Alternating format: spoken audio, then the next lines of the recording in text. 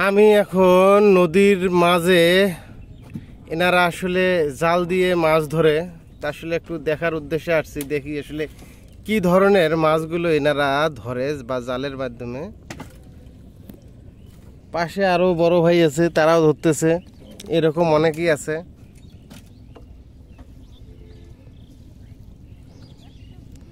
মাছ কিন্তু এখনো চোখে পড়েনি।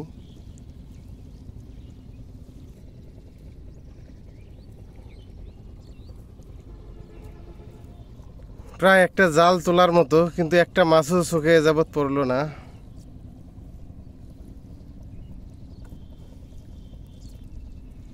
একটা জাল অলরেডি তোলা শেষ হয়ে গেল, একটা মাছও নাই।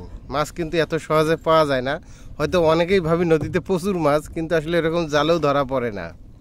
দেখি, অপেক্ষা করি, আরো জাল আছে। রোদের যে কি স্পিড আসলে বলে বোঝানো যাবে না, প্রচন্ড পরিমাণে। আমার পিছনে যে শার্ট অলরেডি এতটা গরম হয়েছে, বলে বোঝানো যাবে না। যাই হোক, আর একটা জালের অপেক্ষায় আছি।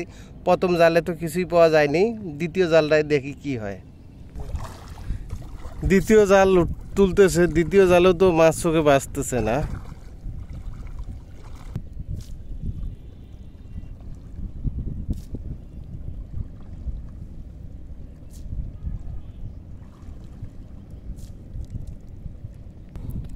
ওনার জালটি শুকনে পড়ার কারণে লোকে নিয়ে আসলে যেতে পারেনি। লোকে নিয়ে আমি সাইডে দাঁড়িয়ে আছি। উনি যে পরিমাণ পানির মধ্যে এই জালটা পেতেছিল, এখন সেই পরিমাণ পানি নেই, এই কারণে যাওয়া হয়নি। আসলে দ্বিতীয় জালটা উনি নিয়ে আসতেছে। মাছ আসলে বেঁধেছে কিনা জানি না, কাছাকাছি আসলেই হয়তো বা বুঝতে পারবো। তবে যতটা সহজ মনে করি ততটা সহজ না, কারণ জালগুলো পেতেছে। উনি বললো যে রাইতে হয়তো জালগুলো পেতেছে, সকালে এই জালগুলোর মাছ ইনি উঠায় নাই, কেউ হয়তো বা নিয়ে গেছে, ওনার একটা ধারণা। তো এই জালটা আসলে কি অবস্থা সেটা জানি না, কাছাকাছি আসলেই বুঝতে পারবো। জাস্ট একটু সময়। মাছ আছে দুইটা জাল, আসলে দুইটা জালের ভিতরে এখন মাছ নাই। তা আসলে এটা দুর্ভাগ্যও বলা যায়, কারণ আসলে আশা করে জালগুলো পেতেছিল।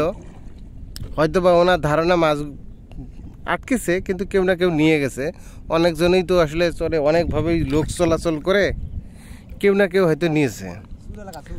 চোর, ওনার কথা যে চোর, নদীর মধ্যে যে আসে অনেক চোর আসে, এদের ভিতরে কেউ নিয়ে গেছে। যাই হোক, আপনারা যারা আমার ভিডিওটা দেখছেন আপনাদেরকে অসংখ্য ধন্যবাদ।